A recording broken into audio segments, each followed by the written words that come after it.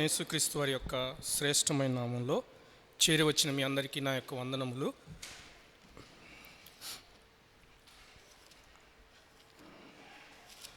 మొదటి పేతురు పత్రిక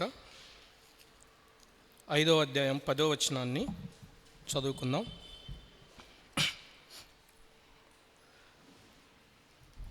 మొదటి పేతురు పత్రిక 5వ అధ్యాయం 10వ వచనం. తన నిత్య మహిమకు క్రీస్తునందు మిమ్మును పిలిచిన సర్వకృపానిధియగు దేవుడు కొంచెము కాలము మీరు శ్రమపడిన పిమ్మట తానే మిమ్మును పూర్ణులనుగా చేసి స్థిరపరిచి బలపరుచును. యుగ యుగములకు ప్రభావం ఆయనకు కలుగునుగాక. ఆమేన్. చిన్న ప్రార్థన చేసుకుందామండి ప్రభు సహాయం కొరకు. మా ప్రేమ కలిగిన ప్రియ పరలోకపు తండ్రి, మా జీవితాల్లో మేమేమై ఉన్నామో అది కేవలం నీ కృప ప్రభువా, మీకు వందనాలు. సంఘంగా ప్రభువా నీ స్వరక్తం ఇచ్చి సంపాదించుకొని మమ్మల్ని సమకూర్చావు, నీకు వందనాలు. నిలబడి నేను అయోగ్యుని ప్రభువా నీ సిలువు చాటును మరుగుపరిచి నీ లేఖనాల్లో నుంచి నీ మాటలు ధ్యానించి మా హృదయంతరంగాల్లో నుండి ప్రభువా నీకు ఆరాధన అర్పించడానికి సహాయం చేయమని యేసుక్రీస్తు వారి యొక్క శ్రేష్టమైన నామంలో ప్రార్థన చేస్తున్నాం తండ్రి. ఆమేన్.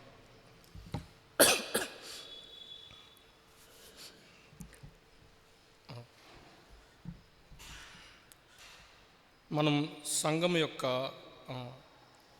మూల వాగ్దానాల్లో ఒక వాగ్దానమైన ఈ యొక్క వాక్య భాగాన్ని కొంత సమయం ఆరాధనలో భాగంగా ధ్యానం చేద్దాం. సో మనం ఆరాధించే యొక్క మన ప్రభువు లేకపోతే మన దేవుడు గురించి ఒక అద్భుతమైన మాట పేతురు ఇక్కడ రాయటం జరిగింది. అది చూసినట్లయితే 10వ వచనంలో సర్వ కృపా నిధియగు దేవుడు. సో దాని గురించి ఇంగ్లీష్లో రాయబడిన మాట ఏంటంటే the God of all grace అనే మాట రాయటం జరిగింది. కానీ తెలుగులో మాత్రం సర్వకృపా నిధియగు దేవుడు అనే మాటను మనం చూస్తూ ఉన్నాం. సో ఇంగ్లీష్లో చాలా వర్షన్స్లో చూసినట్లయితే ఎక్కడ చూసినా గాడ్ ఆఫ్ ఆల్ గ్రేస్ అని రాయబడింది. కానీ నేను ధ్యానం చేస్తా ఉన్నప్పుడు అనిపించింది అనమాట, ఈ తెలుగు బైబిల్ని మొట్టమొదటిసారిగా ఎవరు తర్జుమా చేసి ఈ మాట పెట్టారు దేవుడి కోసం, సర్వకృపా నిధియగు మాట అనేది అద్భుతమైన ట్రాన్స్లేషన్ అని అనిపించింది. చాలా చక్కని పదాన్ని దేవుడు ఆయనకు అనుగ్రహించి తెలుగు బైబిల్లో పెట్టడం. చాలాసార్లు మనం తెలుగులో సరైన ట్రాన్స్లేషన్ ఏదని ఇంగ్లీష్ని రెఫర్ చేస్తూ ఉంటాం, కానీ తెలుగులో ఈ పదం చాలా చక్కగా అనిపిస్తూ ఉంది. సో అయితే మనం చూసినట్లయితే దేవుడు కృపగలిగినవాడు. అయితే పేతురు దేవుడు కృపగలిగిన వాడు మాత్రమే కాదు, కానీ సర్వకృప నిధియగు దేవుడు అని రాస్తూ ఉన్నాడు. ఆ యొక్క సందర్భం కూడా మనకు తెలుసు. ఈ పత్రిక శ్రమలలో గుండా వెళ్తూ ఉన్న విశ్వాసుల్ని బలపరుస్తూ కృప చాలా అవసరమైనది, కృప ద్వారా మీరు బలపరచబడతారు అనే విషయాలు ప్రస్తావిస్తూ ఈ కృప అనే మాటను ఇక్కడ రాయటం జరిగింది. అయితే ఆ యొక్క సందర్భంలో ఈ సర్వకృపానిధియగు దేవుడు అనే అర్థం ఏంటంటే, మొట్టమొదటిగా God is our source for all our needs అన్నమాట. అంటే దేవుడు మన అవసరతలన్నిటికీ మూలమై ఉన్నవాడు. అంటే కృప అనేది దేవుని నుంచే వస్తుంది. మానవ జీవితంలో చాలా అవసరాలు ఉంటాయి, చాలా అవసరాలు ఉంటాయి. ప్రాముఖ్యంగా మన విశ్వాసులమైన తర్వాత కూడా చాలా అవసరాలు ఉంటాయి. పాప క్షమాపణ, నిత్య జీవము, దేవునితో సమాధానము, ఈ లోక జీవిత యాత్రలో ప్రభుతో నడవటానికి జ్ఞానము, లేకపోతే ఆయన బలము, ఇలా చూసుకుంటే చాలా అవసరాలు ఉంటాయి. పరిస్థితి ఏదైనా కానీ దేవుడు మాత్రమంట కృపకు మూలమై ఉన్నవాడు, మనం ఆరాధించే దేవుడు. అంటే ఆయన దగ్గరికి ఎప్పుడు వెళ్ళినా మనకు కృప దొరుకుతుంది. అందుకే పౌలు తన పత్రికలన్నిటిలో కూడా మొదటి అధ్యాయం ఇంచుమించుగా మొదటి వచనం లేదా రెండో వచనంలో ఎప్పుడు ఒక మాట రాస్తూ ఉంటాడు. ఒకసారి ఎఫ్సీలు రాసిన పత్రిక చూడండి, 1వ అధ్యాయం 2వ వచనం. మన తండ్రి అయిన దేవుని నుండి ప్రభు అయిన యేసుక్రీస్తు నుండి మీకు కృపయు సమాధానమును కలుగునుగాక. కాబట్టి ఒక నూతనంగా రక్షించబడ్డ ఒక విశ్వాసికి అత్యంత అవసరమైంది కృప. అది మన తండ్రి అయిన దేవుని నుండి కలుగునుగాక అంటా ఉన్నాడు. అంటే God is our source for the grace అనే విషయాన్ని మనం అర్థం చేసుకున్నప్పుడు ఆయన్ని ఆరాధన చేయగలుగుతూ ఉంటాం. రెండోదిగా మనం చూసినట్లయితే అక్కడ సర్వకృప నిధియగు దేవుడు, నిధి అనే మాటను వాడుతూ ఉన్నాడు. నిధి అంటే ఏంటండి? Hidden treasure. అంటే దేవుని దగ్గర ఉన్న కృప తరగనిది, అంటే రిసోర్స్. ఒక ఉదాహరణకి ఒక లైబ్రరీని చూసినట్లయితే అది మనకు సోర్స్ అన్నమాట.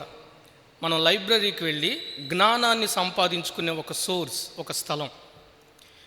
అదే లైబ్రరీలో వందల వేల పుస్తకాలు ఉంటాయి. డిజిటల్ లైబ్రరీ అయితే కంప్యూటర్స్ ఉంటాయి. ఆ బుక్స్ కానీ ఆ కంప్యూటర్స్ కానీ ఉన్న సమాచారం, ఇన్ఫర్మేషన్ అంతా కూడా రిసోర్స్. లైబ్రరీ సోర్సు, అందులో ఉన్న బుక్స్ కంటెంట్ అంతా కూడా రిసోర్స్.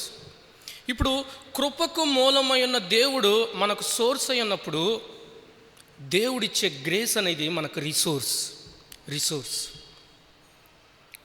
కాబట్టి నిధియగు దేవుడు అని పేతురు రాయటానికి ఒక అర్థం ఏంటంటే ఆయన కృప మనకు కావాల్సిన రిసోర్స్ అన్నమాట.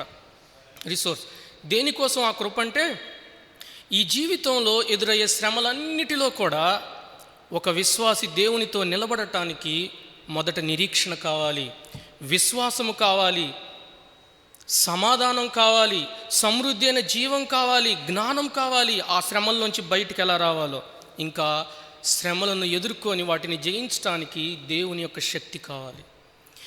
ఇవన్నీ కూడా ఒక విశ్వాసికి అవసరమైన వనరులన్నీ కూడా ఎక్కడి నుంచి వస్తాయి అంటే కృపలో నుంచి వస్తాయి. కాబట్టి God's grace is our resource. అందుకనే ఆ రెండు అర్థాలు ఆ మాటలో కనిపిస్తూ ఉన్నాయి. సర్వకృపానిధియగు దేవుడు అని చెప్పినప్పుడు మనం దేవుణ్ణి ఆరాధన చేయటానికి కృపకు మూలమై ఉన్న నిజ దేవుణ్ణి మన జీవితాల్లో కలిగి ఉన్నామండి. కృపకు మూలమై ఉన్న సోర్స్. అంత మాత్రమే కాదు, ఆ దేవుడు కలిగి ఉండటమే కాదు, కానీ మన జీవితంలో అన్ని పరిస్థితుల్లో, ప్రతి పరిస్థితిలో, ప్రతి సమస్యలో, ప్రతి శ్రమలో, అనుకూలతలో, ప్రతికూలతలో, ఎలాంటి సందర్భంలో అయినా సరే ఆయన దగ్గర మనకి కృప దొరుకుతుంది. ఆ కృపలో నుంచి ఆయన శక్తి, జ్ఞానం దొరుకుతూ ఉంది. కాబట్టి ఆయన సర్వకృపానిధియగు దేవుడు. కాబట్టి మనం ప్రభువుని ఆరాధన చేయబద్దులమై ఉన్నాం. ఇలాంటి సర్వకృపానిధియగు దేవుడు గురించి ఎందుకు బైబిల్ ఇలా పేతురు చెప్తా ఉన్నాడంటే, కొన్ని వచనాలు చూద్దాం. ఆ కృప కలిగిన దేవుడి గురించి బైబిల్ ఏం చెప్తా ఉందో. కీర్తనల గ్రంథం 36వ అధ్యాయం 5వ వచనం.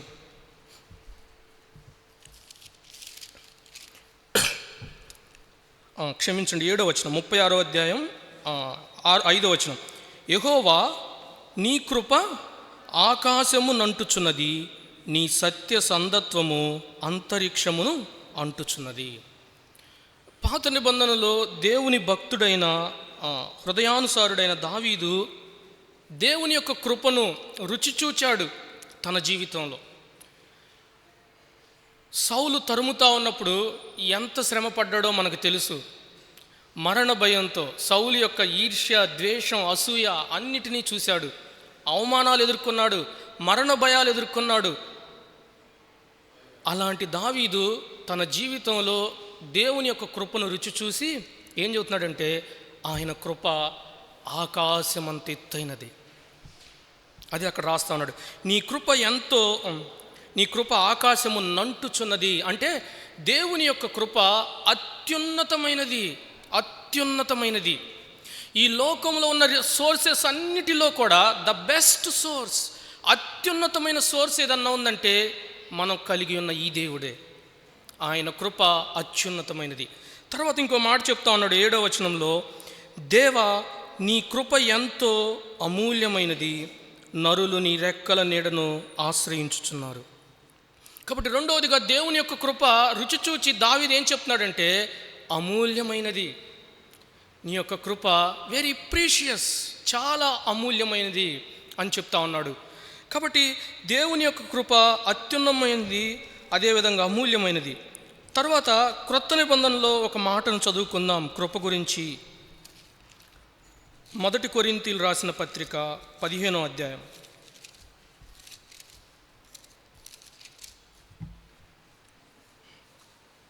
15వ అధ్యాయం 10వ వచనం అండి. అయినను నేనేమై ఉన్నానో అది దేవుని కృప వలననే అయ్యున్నాను, మరియు నాకు అనుగ్రహింపబడిన ఆయన కృప నిష్ఫలము కాలేదు. సో ఇక్కడ చూసినట్లయితే పౌలు క్రొత్త నిబంధనలో ఒక రకంగా దేవుని యొక్క హృదయానుసారుడు. పౌలు ఏమంటా ఉన్నాడంటే, నేనేమై ఉన్నానో అది నీ కృప వలనే అయ్యున్నా, నీ కృప వలనే అయ్యున్నా. అంటే పౌలు యొక్క ఉద్దేశం ఏంటో తెలుసండి, దేవుని కృప మనకు ఆధారము, మనకు ఆధారం. తన జీవితంలో దేవుని యొక్క కృపను ఆశ్రయించాడు పౌలు. తన సువార్త, ఆ 3 మిషనరీస్ జర్నీస్ కావచ్చు, వాటన్నిటిలో ఎన్ని శ్రమలు ఎదుర్కొన్నాడో కొరింథీ పత్రిక 2వ అధ్యాయంలో రాయబడి ఉంటాయి. వాటన్నిటినీ ఎదుర్కొన్న వ్యక్తి పౌలు దేవుని కృపను రుచి చూచి చెప్తా ఉన్నాడు, నేనేమై ఉన్నాను, ఈరోజు ఇలా ఉన్నానంటే దానికి కారణం నాకు ఆధారమై ఉన్న దేవుని కృప, దేవుని కృప. కాబట్టి ఆ దేవుని కృపలో ఉన్న ఈ 3 లక్షణాలు మనం చూసినట్లయితే అది అత్యున్నతమైనది, అమూల్యమై ఉన్నది, తర్వాత మనకు ఆధారమై ఉన్నది. కాబట్టి ఈ 3 విషయాలను ఆలోచిస్తూ ఉన్నప్పుడు ఒక విషయం మనం అర్థం చేసుకోవాల్సింది ఏంటంటే, మనం ఆరాధించే దేవుడి గురించి ఆయన కృప లేకపోతే మనము జీవించలేము. ఆయన కృప లేకుండా మన జీవితాన్ని ఊహించలేము. ఈరోజు ఇక్కడ మనం సంతోషంగా సజీవంగా ఉండి ప్రభువుని ఆరాధన చేయగలుగుతున్నామంటే it's all about God's grace, అంతే. దేవుని కృపను బట్టి మనం ఈ స్థితిలో ఉన్నామండి, ఈ స్థితిలో ఉన్నాం. ఆయన మన జీవితాల్లో కూడా సోర్సుగా ఉన్నాడు. మనకు ప్రతి క్షణం అనుదినం తన కృపను ఇస్తూనే ఉన్నాడు. అంత మాత్రమే కాదు, ఆయన కృప మనకు రిసోర్స్ అయి మన జీవితంలో ఈ జీవితానికి సరిపోయే శక్తి అంతా సమకూరుస్తూ ఇస్తూనే ఉన్నాడు. కాబట్టి ఇలాంటి సర్వకృపానిధియగు దేవుణ్ణి నాకు చాలినవాడు ప్రభువా అని మనం ఆరాధింపబద్ధులమై ఉన్నాం. కాబట్టి ఆయన కృప తరగనిది నిధి, ఆయన కృప మన జీవితాలకు చాలినది, ఆయన కృప మన జీవితంలో ఎలాంటి పరిస్థితులకైనా సరిపోయినది. ఆయన సర్వకృపానిధియగు దేవుడు. అయితే ఇలాంటి సర్వకృపానిధియగు దేవుడు ఏం చేశాడో మనం ఆలోచన చేద్దాం. 1 పేతురు పత్రిక 5వ అధ్యాయం 10వ వచనం. తన నిత్య మహిమకు క్రీస్తునందు మిమ్మును పిలిచిన సర్వకృపానిధియగు దేవుడు.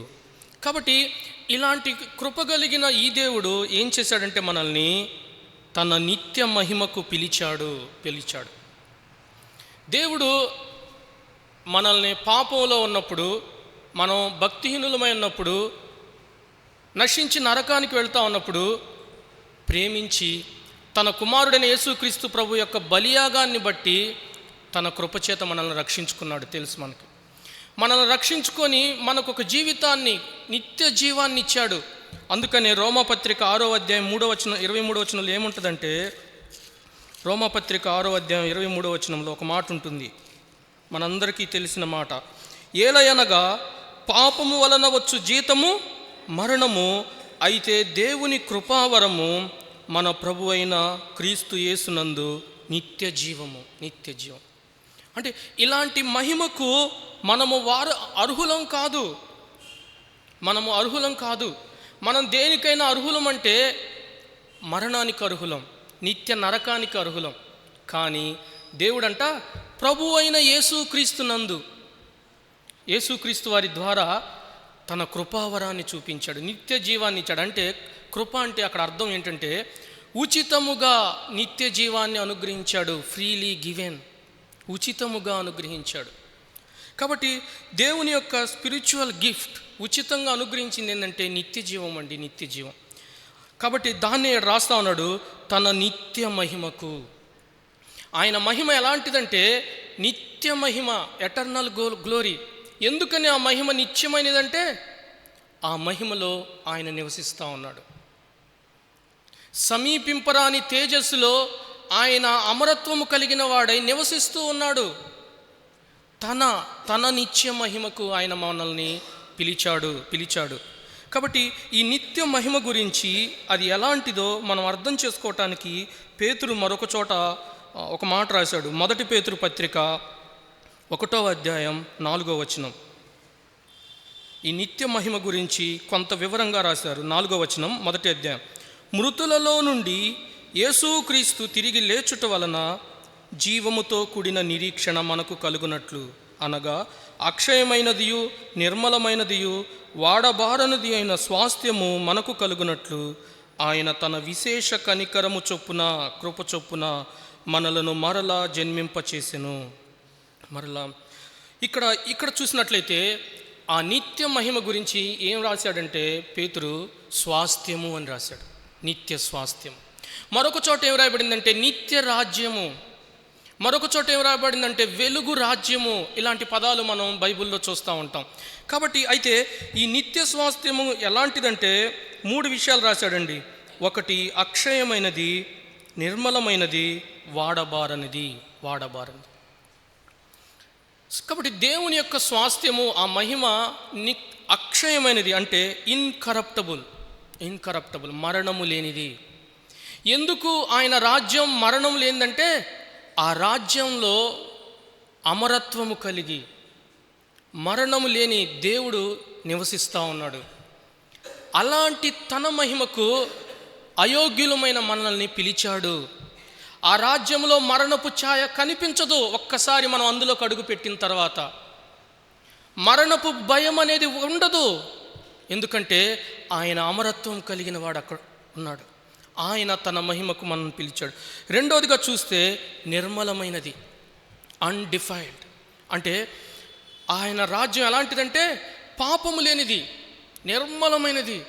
పాపం అనే ఉనికి ఆ చోటు ఉండదు, ఆ స్థలంలో ఉండదు. ఈరోజు భూమి మీద విశ్వాసులుగా రక్షించబడ్డ తర్వాత పాపంతో స్ట్రగుల్ అవుతూ ఉన్నాం, పాపంతో పోరాడుతూ ఉన్నాం. పరిశుద్ధంగా జీవించడానికి అనేక సమస్యలు ఈరోజు సంఘం ఎదుర్కొంటూ ఉంది. ఆ క్రమంలో హింసలు కూడా ఎదుర్కొంటూ ఉంది, శ్రమలు ఎదుర్కొంటూ ఉంది, భయపడతా ఉంది సంఘం. విశ్వాసులు కొన్నిసార్లు పరిశుద్ధంగా జీవించిన విశ్వాసులను చెప్పడానికి, నోరు తెరిచి చెప్పటానికి స్ట్రగుల్ అవుతూ ఉన్నారు. కానీ వీటన్నిటికీ ముగింపుగా ఒకరోజు మనల్ని దేవుడు తన నిత్య మహిమలో ఉంచబోతా ఉన్నాడు. మనల్ని ఆరాధించబోయే దేవుడు. ఆ స్థలములో పాపము ఉండదు. పరిశుద్ధమైన, అతి పరిశుద్ధమైన స్థలానికి అపవిత్రులమైన మనల్ని యోగ్యులుగా చేశాడు. ఇది దేవుని కృప. అందుకే ఆయన సర్వకృపానిధి యొక్క దేవుడు. మూడోదిగా చూసినట్లయితే ఆయన యొక్క స్వాస్థ్యము గురించి రాయబడ్డ మాట ఏంటంటే వాడబారనిది, అన్ఫేడ్. అంటే దాని యొక్క అర్థం ఏంటంటే ఆయన రాజ్యంలో ఉండే వెలుగు లేదా తేజస్సు లేదా మహిమ అది ప్రకాశిస్తూనే ఉంటుంది, తగ్గిపోదు. చూడండి, ఒక కొత్త ట్యూబ్ లైట్ తీసుకొచ్చి వెలిగిస్తాం. మొదట్లో చాలా బ్రైట్గా వెలుగుతుంది. దినాలు గడిచే కొద్దీ ఆ వెలుగు తగ్గిపోతూ ఉంటుంది. కొన్ని రోజులకి పూర్తిగా ఆరిపోతుంది. కానీ ఈ నిత్య మహిమకు పిలిచాడే ఈ దేవుడు, ఈ రాజ్యానికి పిలిచాడే, ఆ రాజ్యంలో ఆయన వెలుగు, అక్కడుండే తేజస్సు, ఆ మహిమ యుగయుగాలు ప్రకాశిస్తూనే ఉంటుంది. ఎంత అద్భుతమైన స్థలానికి అనర్హులమైన మనల్ని అర్హులుగా చేశాడు ఈ సర్వకృపానిధి యొక్క దేవుడు.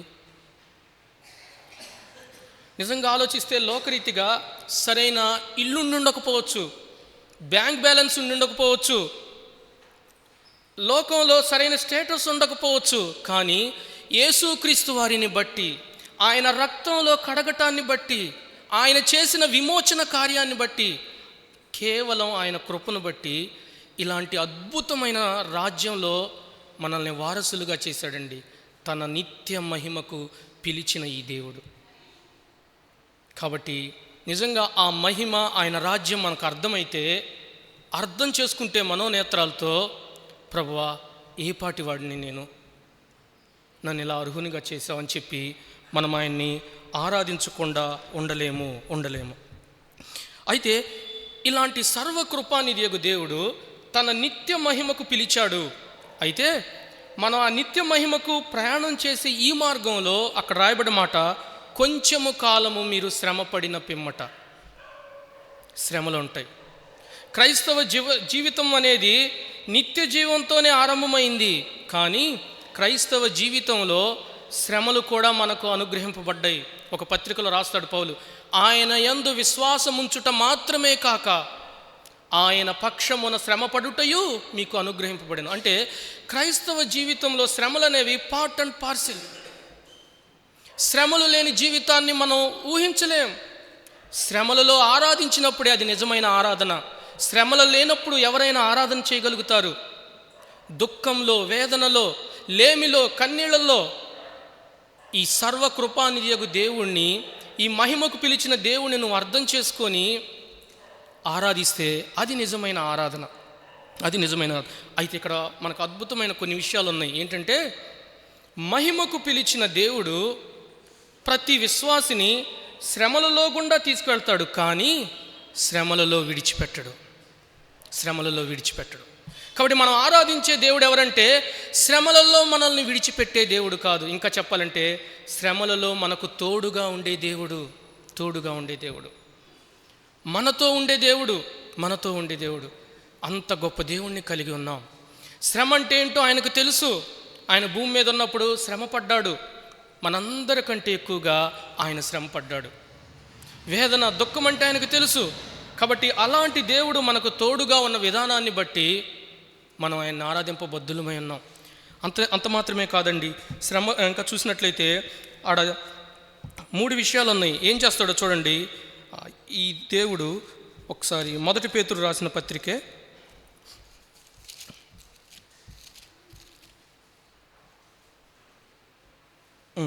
1వ అధ్యాయం 5వ వచనం, కడవరి కాలమందు బయలుపరచబడుటకు సిద్ధముగా ఉన్న రక్షణ మీకు కలుగునట్లు విశ్వాసము ద్వారా దేవుని శక్తి చేత కాపాడుబడు మీ కొరకు.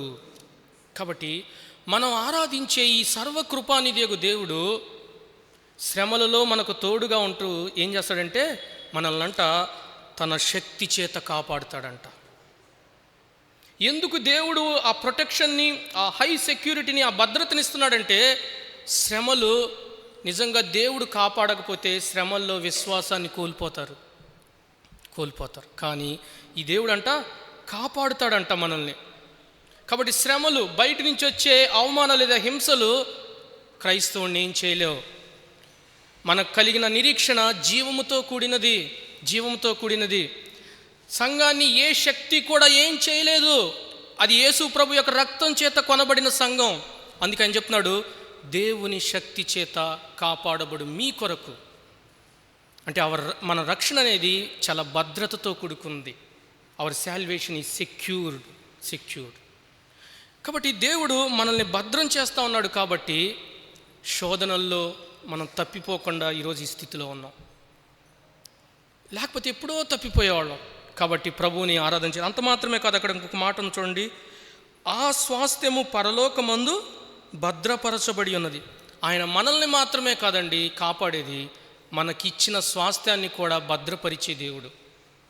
కాబట్టి దేవుడు తన శక్తి చేత మనల్ని భద్రపరుస్తున్నాడు, కాపాడుతున్నాడు. మనకివ్వబడ్డ స్వాస్థ్యాన్ని, తాను పిలిచిన ఆ స్వాస్థ్యానికి కూడా భద్రం చేస్తూ ఉన్నాడు. యేసు ప్రభువు ఒక చోట చెప్తాడు, పరలోక రాజ్యంలో మీ పేరులు జీవ గ్రంథంలో ఏం చేయబడ్డాయి? రాయబడ్డాయి. మన స్వాస్థ్యం తీసివేయబడుతుంది. అలాంటి తీసివేయబడని ఆ సెక్యూర్డ్ ప్లేస్ని దేవుడు మనకిచ్చినందుకు మనము ఎంతైనా ఆయనని ఆరాధింపబద్ధులమై ఉన్నాం. అంత మాత్రమే కాదు, ఇక్కడ 1 పేతురులో చూస్తే ఇంకేం చేస్తాడంటే, ఈ లోకంలో ఏం చేస్తాడంటే, ఈ సర్వకృపానిధి దేవుడు అక్కడ రాయబడ్డ 3 విషయాలు, మిమ్మల్ని పూర్ణులుగా చేసి స్థిరపరిచి బలపరుచును. అంటే పూర్ణులుగా చేయటం అంటే తన రూపంలోకి పోలికలోకి మార్చడం. లేకపోతే మనకు కొదువైన ఇచ్చే దేవుడు, మనం ఆరాధించే దేవుడు. శ్రమలలో గుండా వెళ్తూ ఉన్నప్పుడు ఆయన ఏం చేస్తాడంటే దాని నుంచి తప్పించుకోవటానికి మార్గాన్ని చూపిస్తాడు కొన్నిసార్లు. లేదా కొన్నిసార్లు తన శక్తినిచ్చి, తన కృపలో ఆ శక్తినిచ్చి బలపరుస్తాడు ఆ శ్రమల నుంచి. లేకపోతే ఆ శ్రమలను తట్టుకోవటానికి ఓర్పునిస్తాడు. పైనున్న వాటి మీద మనసు పెట్టడానికి నిరీక్షణ ఇస్తాడు. అంటే ఇవన్నీ మనకు దేవుణ్ణి నమ్ముకోగానే మన జీవితాల్లో లేవు. నిరీక్షణ లేదు, ఓర్పు లేదు, శక్తి లేదు, ఏవీ లేవు మనకి. కానీ ఈ శ్రమల గుండా తీసుకెళ్తా ఉన్నప్పుడు మనం ఆరాధించే దేవుడు మనతో కూడా ఉండి తన వాక్యం ద్వారా, పరిస్థితుల ద్వారా, శ్రమల ద్వారా మనల్ని పూర్ణులుగా చేస్తూ ఉన్నాడు. కొదువై ఉన్న మనల్ని సమృద్ధి గలవారిగా చేస్తూ ఉన్నాడు. సమృద్ధి గలవారిగా చేస్తా. ఇంకేం చేస్తున్నాడండి? స్థిరపరిచి బలపరుచును. కాబట్టి మన దేవుడు శ్రమలలో మనల్ని బలపరిచే దేవుడుగా ఉన్నాడు. కాబట్టి అందుకనే మనం ప్రభువుని ఆరాధన చేయబద్దులమై ఉన్నాం. ఒకసారి మనం చదువుకున్న ఈ వాక్యాన్ని, ఆ తలంపుల్ని మీ దృష్టికి తీసుకొస్తా ఉన్నాను. మొట్టమొదటిది, సర్వకృపానిధియగు దేవుడు. ఆయన మనకు సోర్స్, ఆధారమై ఉన్నాడు. అదేవిధంగా రిసోర్స్ అయి ఉన్నాడు. కాబట్టి ఆయన కృప తరగనిది మన జీవితాల్లో మనకిస్తా ఉన్నాడు. ఆయన కృప చాలినది. కాబట్టి ఆయన్ని ఆరాధింపబద్దులమైన. రెండోదిగా, ఆయన కృప రుచి చూడదగినది. ఆయన కృప అత్యున్నతమైనది.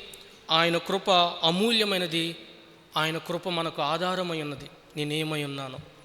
మూడోదిగా, దేవుని యొక్క కృపావరం. ఆయన నిత్య జీవాన్ని మనకు అనర్హులమైనప్పటికీ ఉచితంగా ఇచ్చాడు. ఇవ్వటమే కాదు, మనల్ని భద్రపరుస్తూ ఉన్నాడు ఈ లోకంలో ప్రతి శక్తి నుంచి, ప్రతి శ్రమ నుంచి. మన స్వాస్థ్యాన్ని భద్రపరుస్తూ ఉన్నాడు. అదేవిధంగా మనల్ని పూర్ణులుగా చేసి స్థిరపరిచి బలపరిచే దేవుడుగా ఉన్నాడు. కాబట్టి ఈ తలంపులతో ప్రభువుని ఆరాధన చేద్దాం.